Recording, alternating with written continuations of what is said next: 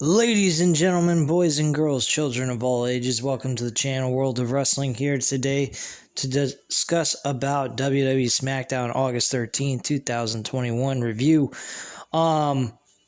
This was an okay show. I mean, it wasn't terrible, but wasn't, anything to get all crazy over.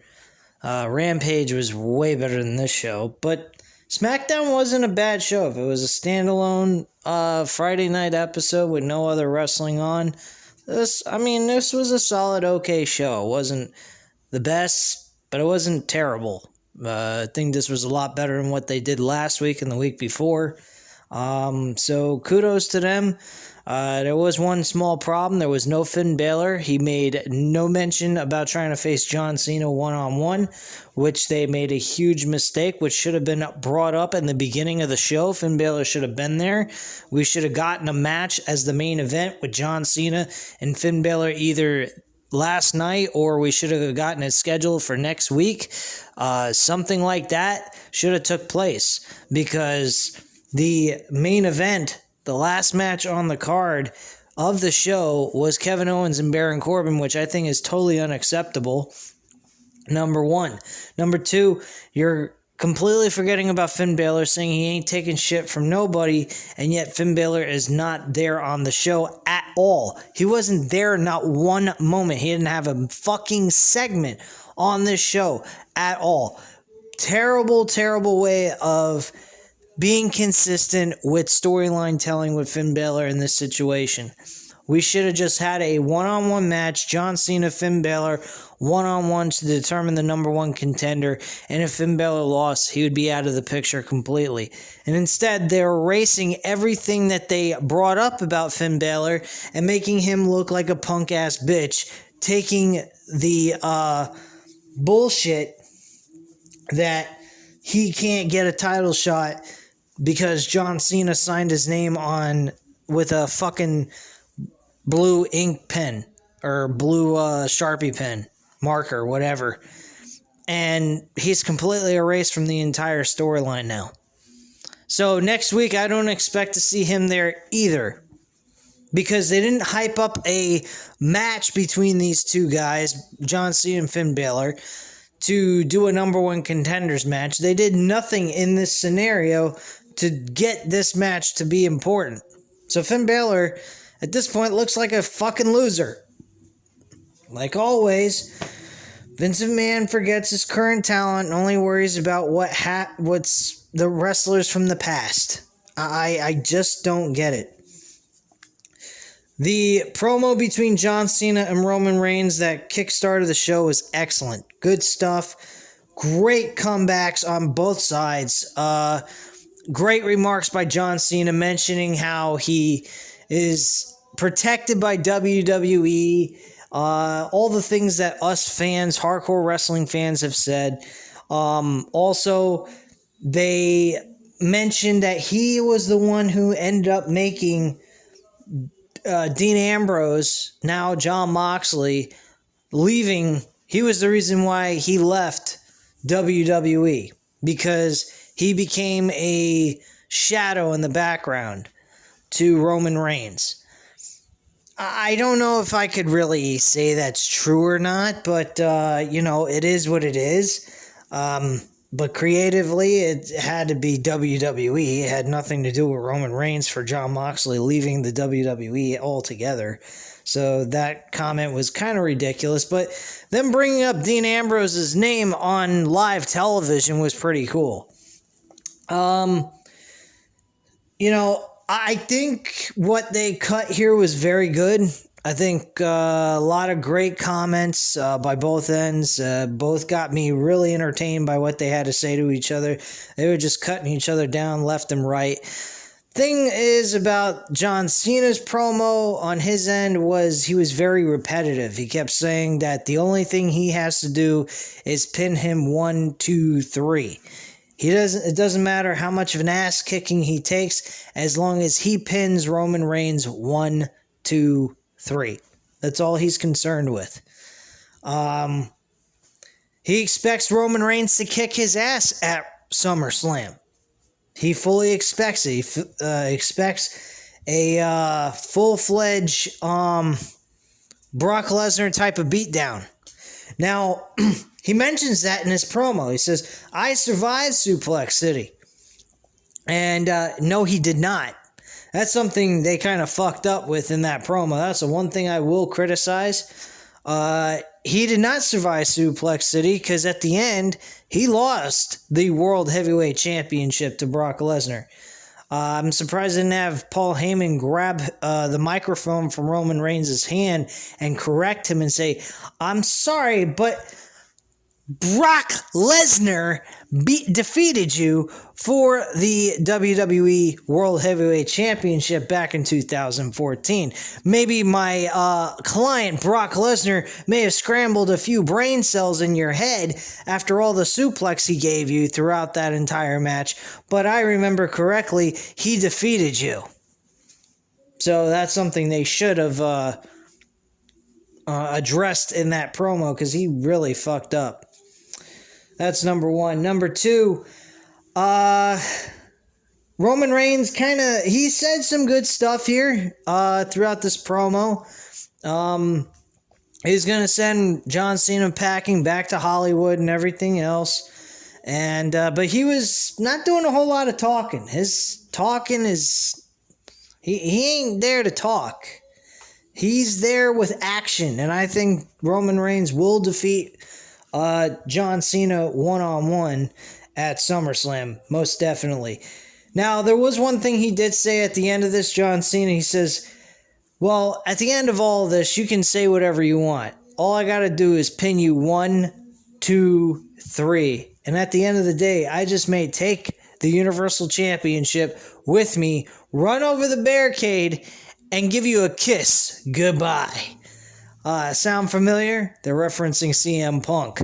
I thought that was a terrific way of cutting into that promo.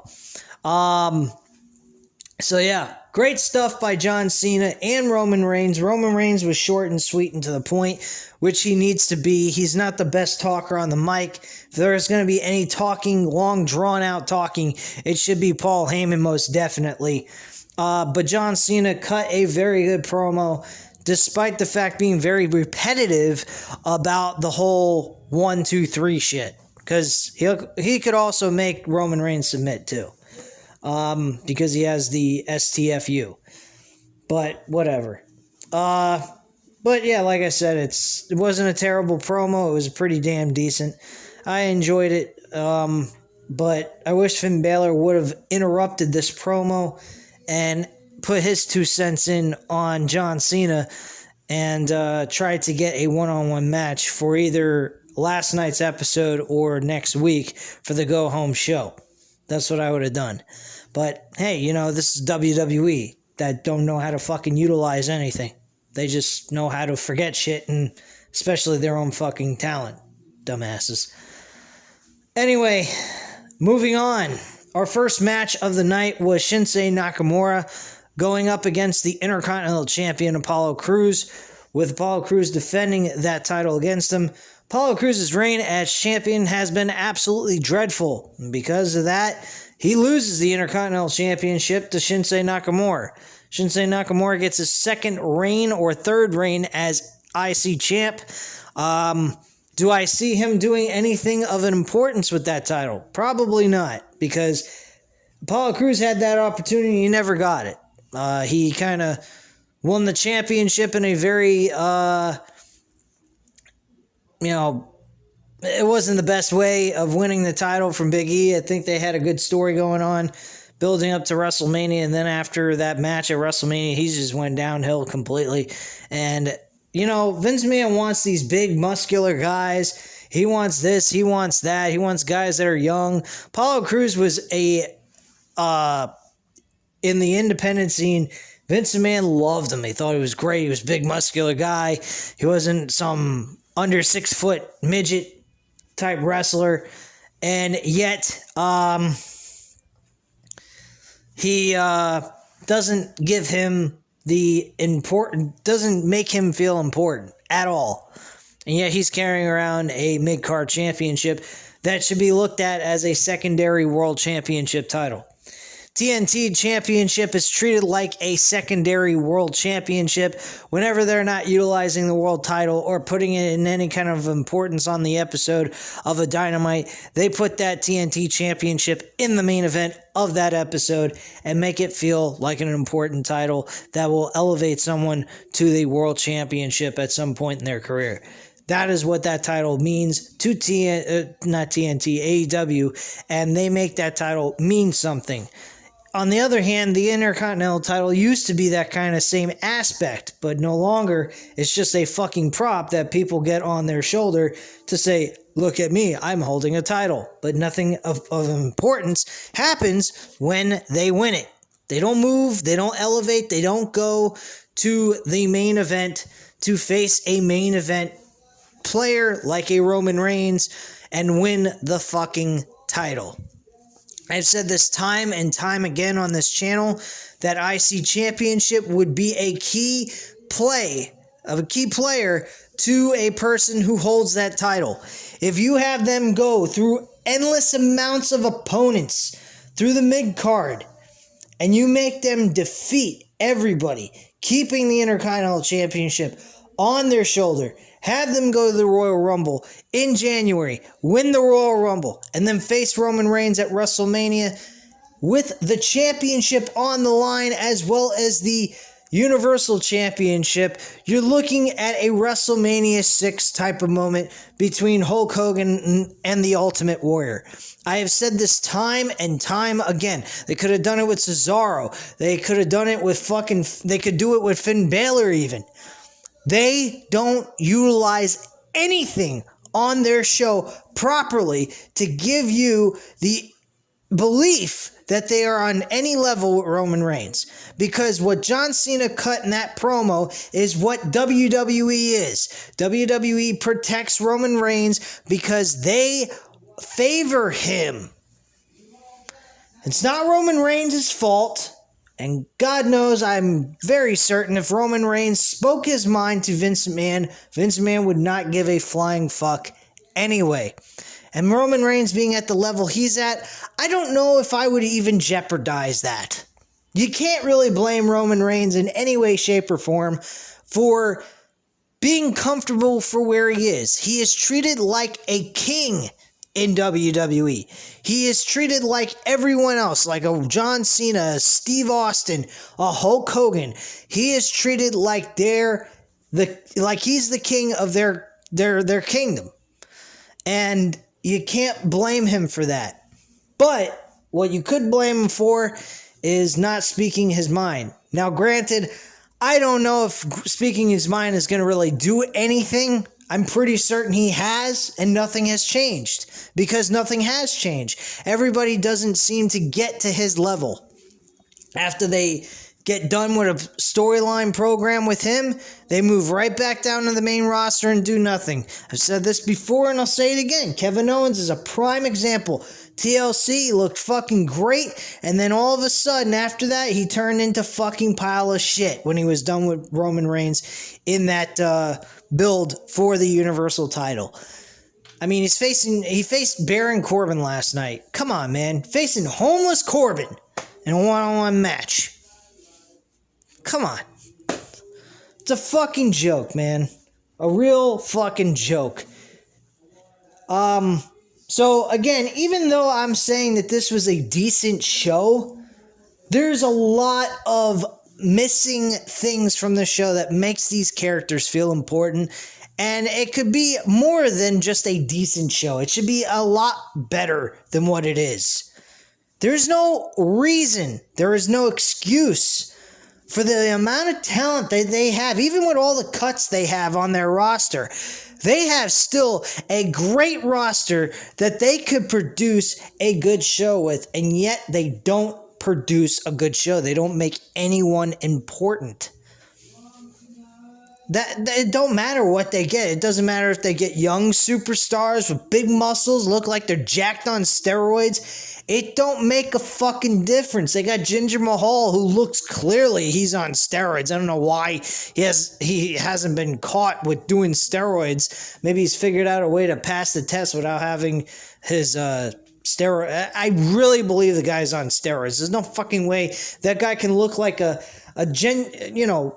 decent muscular guy at one point and then look like a freakish monster at another point within 1 year. You can't get that way. I'd believe that if he got that big through the years, but he didn't gradually get that way. That type of look takes years to look like that without fucking steroids. I'm pretty certain of that. Don't get me wrong. I'm not an expert in bodybuilding or anything like that. But common sense, logic, I mean, it takes many years to look like something like that. And it didn't take him years to look like that. Let's get real. And Jinder Mahal ain't being pushed. I've said it before and I'll say it again as well. I've said this from the moment I started this channel. If you go all the way back to my very first couple of videos I did in 2015, I said the number one problem with WWE is scripts. There is no reason that they need to have scripts for these guys to cut fucking promos. You look at John Cena and Roman Reigns in that promo, there was no script cut. They were speaking straight from the hip. That was a terrific fucking promo between those two guys, and yet we can't get the same thing with everyone else on this roster? Bullshit. That's fucking bullshit. And anyone that has a fucking brain knows that's bullshit. Plain and simple. And if you say that promo between John Cena and Roman Reigns was not good, you're fucking messed up. There's something definitely wrong with you. Would you say it was repetitive by John Cena? Absolutely. Roman Reigns was somewhat repetitive, but he kept his talking to a minimum, which is good, because he's not the best promo work guy in the ring, but he gets the job done. And he also has Paul Heyman on his side to be able to cut a good promo in case he doesn't have any good stuff coming out of his mouth anyway. So there you go. That's that. But yeah, Shinsuke Nakamura beat Apollo Crews with the Kinshasa and got the 1-2-3. Big deal. Next, we had the Street Profits, Angelo Dawkins and Montez Ford against American Alpha Academy. Excuse me, I almost said American Alpha. Alpha Academy with Otis and Chad Gable. This match was nothing special. Didn't particularly care for it all that much. Otis ends up losing with Chad Gable. Chad Gable ate an L in this one. I mean, I'm okay with what they did here tonight. They kind of focused on tag team wrestling, which is something they really ought to do a little bit more. They must have heard me, I guess. I don't know. I mean, I'm a very small channel, so I don't think they looked at my channel at all and maybe came across my damn channel and said, hey, maybe this guy's right about adding some of the tag teams that we have on our roster and put them on the show and have them compete against each other instead of singles matches, which there's probably someone else out there that was a bigger channel that mentioned that. More than likely. But yeah, I mean, it was needed. And finally they did that here on this episode, which is why I'm saying it's a decent show, because they at least had the tag teams competing against each other. So yeah, Street Profits win their match. Nothing special there. I mean, it wasn't all that exciting. We went only 4 minutes. That's about it. Nothing special. Next match after that, we had good old Dolph Ziggler and Bobby Roode eating another L. This is to the Mysterios, Dominic and Rey Mysterio. They win the match with a little bit of distraction by the Usos. They tried to distract Dominic Mysterio. Dominic Mysterio listened to his father. He said, don't get distracted. He screamed it at him in the middle of the match. He turned around. He saw Bobby Roode trying to get in the ring and attack him. He manages to flip over and do a roll-up pinfall. Folks, the roll-up pins are getting a little fucking annoying. Whatever happened to finishers? I've been saying this for the last couple of weeks, couple of months even. I want to see some fucking finishers. That's the point of them having a finisher. It's to close the match with a finishing maneuver. Everyone's got the same finisher. It's a roll-up pinfall. What the fuck is this shit? It's fucking ridiculous. Stupid as hell. Anyway, Mysterios win their match. They go strong going into SummerSlam with only 1 week left of SmackDown going into SummerSlam. So, not bad on their part. I like the little distraction by the Usos trying to screw them out of their match, but ultimately they were good enough to pull out the victory and walk away. Seth Rollins was on the show tonight cutting his own promo. This was actually decent. It was actually really good. I shouldn't even say decent. This was probably the best part of the show outside of John Cena and Roman Reigns. Seth Rollins produced a solid video. A very solid video, may I add. Edge said the week before that Seth Rollins is an Edge. He's trying to be like Edge. That's what Edge said. That Seth Rollins is trying to be like Edge. And I got to admit, what he did here in that promo video was actually really good. He stated facts. Edge won 2 Royal Rumbles, never won the world title once at WrestleMania after winning the Royal Rumble, and both opportunities going after a world championship. There's one that Seth Rollins has over Edge. He defeated Brock Lesnar in his very first main event. Well, not his main event, but he managed to win his first Royal Rumble and win the world title on his first attempt at WrestleMania, and defeated Brock Lesnar, who was kicking ass at one point. So, with that being said, that was really good thing to point out right there. Seth Rollins also won the Money in the Bank as well as Edge. They both did that. Edge, yes, he won the World Championship by cashing in after John Cena won the Elimination Chamber, and then he beat him right after the match was over to win the WWE Championship. Well, Seth Rollins took it to a different level. He actually won the Money in the Bank briefcase, went to WrestleMania of all places, and won the World Championship, turning it into a fucking triple threat match near the end after both opponents beat the living hell out of each other in the middle of a match. And he won the title by pinning the challenger and winning the WWE World Heavyweight title at the time. That was cool. That video listed off a bunch of stuff that actually makes you feel like Seth Rollins is better than Edge. Even though Edge has had an historic career, 11 world championship reigns. I mean, guy's had a fucking good career, but Seth Rollins, with just the small amount of time he's had in WWE, which is about 8 years or so, he's won the WWE Championship and had long not prestigious, but he had long title reigns. And I think that's great. I think that was excellent stuff that they did. Seth Rollins also stopped smiling, laughing like a moron. He actually got intense in his promo near the end of it after he did that video. So, with all that being said, they did an excellent job with Seth Rollins. Seth Rollins sounded more like himself with a touch of the scripted promo shit thrown in there, but he really sounded like he was trying to be genuine while also following the script he was given to do. So I gotta give Seth Rollins a lot of credit. He did an excellent job in this promo last night.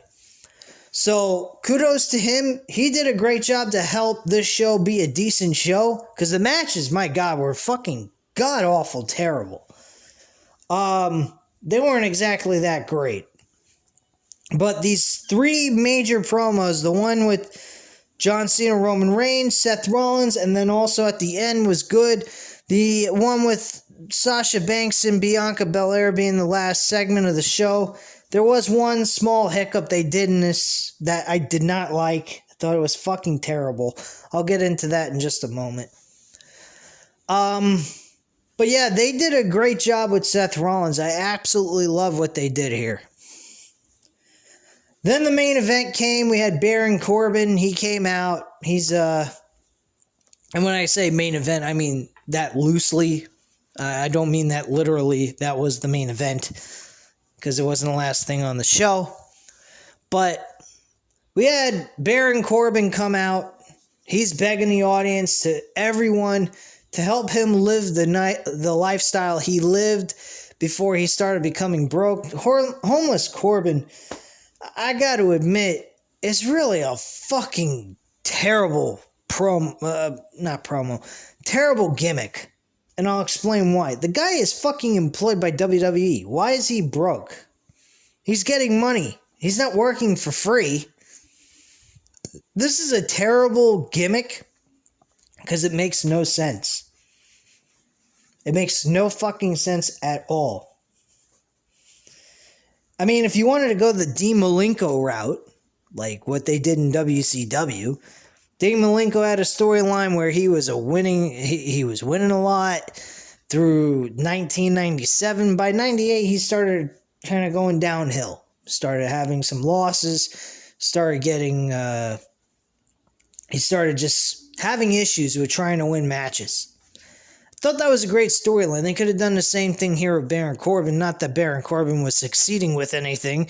He didn't win any titles with being the fucking King Corbin bullshit. So, I don't know how you could look at it that way, but, you know, it is what it is. But he could have lost his crown, been on a horrible losing streak. Could have said, hey, I've lost my touch. I just don't have it anymore, maybe. Have a little bit down, look. People may actually had a little bit more sympathy than him going out there begging for a fucking money, asking fans for $1,000 each. What the fuck? You're trying to build sympathy, yet in the same time you're trying to make him a heel. Make up your fucking mind with this character. For God's sakes, make some fucking sense of it. If you're not going to make sense of it, don't do it. But hey, that's WWE for you guys. So, I mean, again, this is a rant, but also this wasn't a bad show. And like I said, these promos by the 3 major matches on the SummerSlam card for Smackdown is what made this show good. So, yeah. Kevin Owens comes out.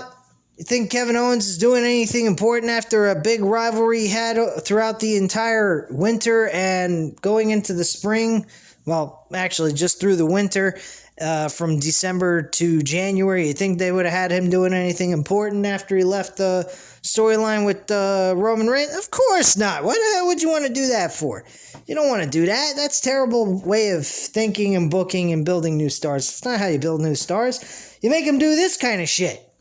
Have him involved with a fucking homeless guy who makes no sense being homeless when he's getting paid by a fucking company and employed with the company. And, you know, it is what it is. I don't know what to tell you guys, but this show, this company is just fucking terrible. But yeah, Kevin Owens says, look, you're going to stop begging these people. This has got to stop. I thought you've changed. I thought maybe you'd do something to improve your life and get yourself back on track. And instead, you keep begging people for money, screwing Finn Balor out of an opportunity for a world championship match, which I thought was a very cool way of throwing that in there. And you know, you just coming out here now and asking all these fans that are in this arena tonight to give you $1,000 each. Like, that's fucking ridiculous. So look, we're going to make a deal here. I'm going to challenge you for a match. If you beat me, I'll give you $1,000. You lose, you're going to stop begging people for fucking money and stop being an asshole. So he goes ahead, he faces Kevin Owens. Kevin Owens defeats him with a roll-up pinfall. A roll-up. A fucking roll-up. He hit him with a stunner before the match took place. He hits him with a stunner after the match is over. But he couldn't hit a stunner in the middle of the match? What the fuck is this? What a retarded bullshit, man. Fucking lame-ass crap. So, yeah.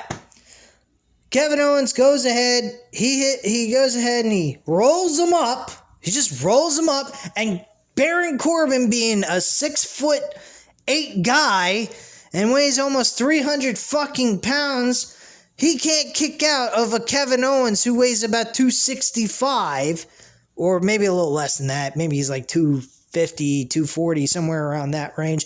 And he's about 6'2", 6'3", maybe max. And he's rolling him up. He can't. And you're telling me Baron Corbin can't kick out? Give me a fucking break. That was a joke. After the match is over, stuns him. They would go to commercial break, come back. Baron Corbin's walking backstage. He's asked a question by one of the backstage interviewers, and they say, "So, Corbin, now that you've lost this match and you're no longer able to ask people for any kind of help, what are you going to do?" He goes ahead, he kind of looks like he's going to say something. He looks straight up, looks ahead, and he sees Big E and his briefcase sitting there. He runs. And I mean, he don't even answer any question. He just runs, snatches the briefcase, holds it up in the air, runs backwards, and he runs off like a thief in the night. Are you fucking kidding me? We got a guy who's stealing the briefcase, and Pat McAfee's saying the truth. This guy's a fucking scumbag. He's taking somebody's personal property that they earned, and now he's got it in his personal possession? Can he legally cash this in? This is turning the fucking Money in the Bank briefcase into garbage. Why the hell would that even take place? Are we getting a match between Big E and Baron Corbin at the fucking SummerSlam for the briefcase? Is that really what's happening here? Oh, God, man. If this company couldn't get any more dumb, I swear to you, I think my mind would blow. I think my mind would explode. I can't get over the illogical crap that I see here.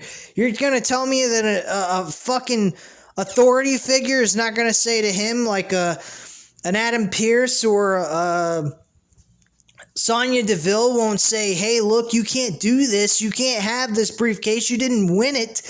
But look, you want an opportunity so bad. I'm pretty sure Big E wants to get even for you snatching his personal property that he won. How about you earn it by defeating Big E, and Big E can have the right to kick your ass at SummerSlam." That's the only thing I can see could go on here, but it's based off of thievery. Based off of fucking thievery. If anything, they should suspend him, take him off TV without pay, but then again, they're saying he's broke. He ain't getting paid.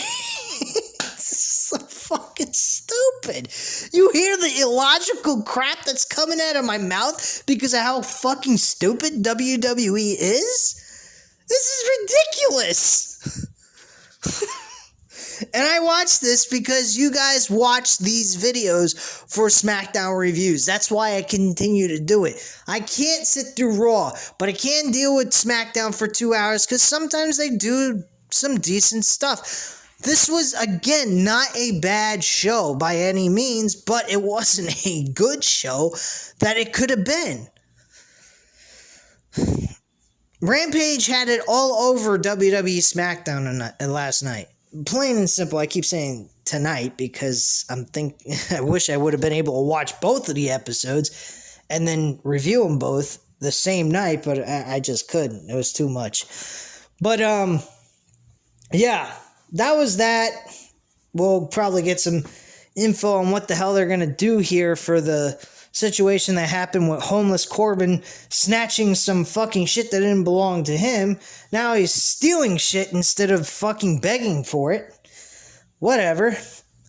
So, the main segment of the show, the last segment of the show, was the contract signing for the Women's SmackDown Championship. This rivalry is pretty decent, but it's starting to turn into a load of fucking garbage. Supposedly, they were getting ready to sign the contract. They sounded like they were... I was watching an episode of Jerry Springer with two black chicks acting like ghetto retards.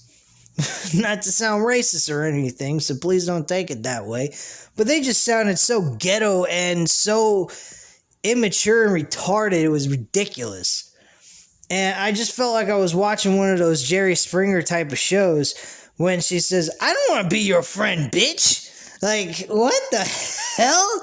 What am I watching? Jerry Springer? They fucking almost tore each other apart, which eventually led to that type of situation. Sonya Deville is begging them not to do that. They're tired of seeing these contract signings turn into chaos and ridiculousness, which is what happens on every fucking contract signing. Why bother have the contract signings? Why not bring the contracts to each of their locker rooms, have them sign it, and be done with it? And fucking move on to the next segment. You don't have to do all this long, drawn-out bullshit in the middle of the ring where every time they do a contract signing, it becomes the same freaking thing it is from the last contract signing and the one before that. It's fucking retarded. But hey, that's WWE for you. They're retarded. And if you find this shit to be 100% entertaining and full of logical reasoning, I think you're retarded as well. But hey, that's just my opinion, and I'm sticking to it. Anyway, so yeah, that takes place, and then Sasha Banks gets ready to sign the contract, and she pulls away, smiles. The smiling, what is with the smiling shit? These people are always smiling. What are they so happy about? What the fuck? Where's some fucking intensity? Seth Rollins had that last night. Fucking John Cena, Roman Reigns had that last night. Where the hell is this smiling shit coming from? You're about ready to go into the second biggest pay-per-view of the year, and you're smiling. Where's the fucking intensity? So she's smiling, and then says, hold on a second. Before I sign this contract, I want to have witnesses. The two witnesses she brings out is Carmella and Zelina Vega. Two fucking losers who have not been able to do much of anything. Bianca Belair has beaten both of these women, number one. Number two, Sasha Banks has beaten both of these women before. Or at least Carmella she's beaten before. Zelina Vega, she wasn't there while Sasha Banks was the women's champion. But regardless of all that, you got these two women supposedly becoming witnesses or becoming part of a faction, being Sasha Banks' cronies. Are you fucking kidding me? What does she need cronies for? This is the problem with this segment. Where the hell did these two women come from to become Sasha Banks' best friends? Or cronies? They were bickering with each other during the segment last week in Tampa. They were bickering in the beginning of the show. They were bickering about the women's championship. Are you fucking for real here? Now that those two women are aligned with Sasha Banks, none of this crap makes any fucking sense. None of it. Oh, Jesus Christ. At the end of it, though, they had a very nice visual. They attacked Bianca Belair, and they had a big load of chaos occurred and so forth, like usual. And the ending visual is Sasha Banks has Bianca Belair laying face down on top of the table that they were signing the contract on, and Sasha Banks raised the women's championship in the air. She got down and she started to do her version of the crossface by using Bianca Belair's hair and wrapped it around her head. Well, not her head, but in front of her face, and pulled back on her hair, applying pressure to her neck with the bank statement. And I absolutely loved it. It looked great. But why the hell did she need Carmella and Zelina Vega there to help her do that? What the fuck is this shit? That's the problem with that fucking segment. If they didn't have those two women show up in that segment, this would have been a perfect way to end the show, and they had to fuck it up with that. What the hell do those two women need to be there? Sasha Banks doesn't need anybody. She should be completely to herself, being a badass fucking heel. Instead, she needs those two fucking crony losers? Carmelo having multiple opportunities for the women's championship, losing every fucking time. Zelina Vega comes back from a long hiatus because she had, differences with Vince McMahon about the whole social media thing. She comes back anyway, folds up because she wants to earn a paycheck anyhow, instead of going with her husband at AEW and doing something else more important with her career. I mean, come on, man. You fucking losing every freaking match every time you come back on the show. Where's Liv Morgan? Liv Morgan was winning matches. Now she's off television. She ain't doing nothing. I just don't get this shit.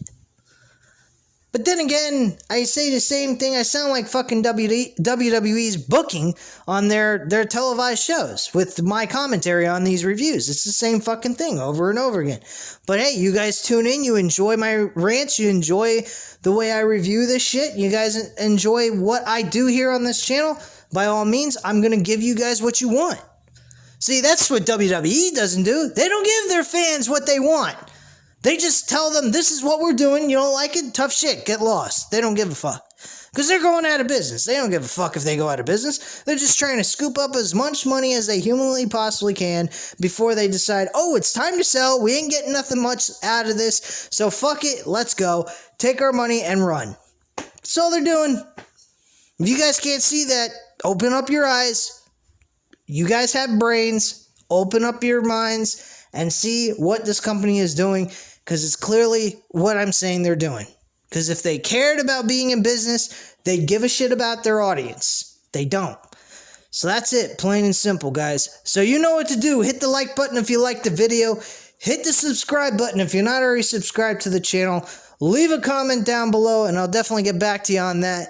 And I thank you guys very much for watching. I hope you have a great night, guys, and I'll speak to you again soon about New Japan Wrestling's resurgence and get that taken care of later on tonight after the show goes off the air. I'll upload that, and you guys will be able to get my intake on that. If you guys are interested in New Japan Wrestling shows, I will definitely continue to do that. So I'll see how the numbers turn out. If they at least turn out to 10 views or better, I will continue to do those reviews on any New Japan big events anytime throughout the rest of this year and into the future.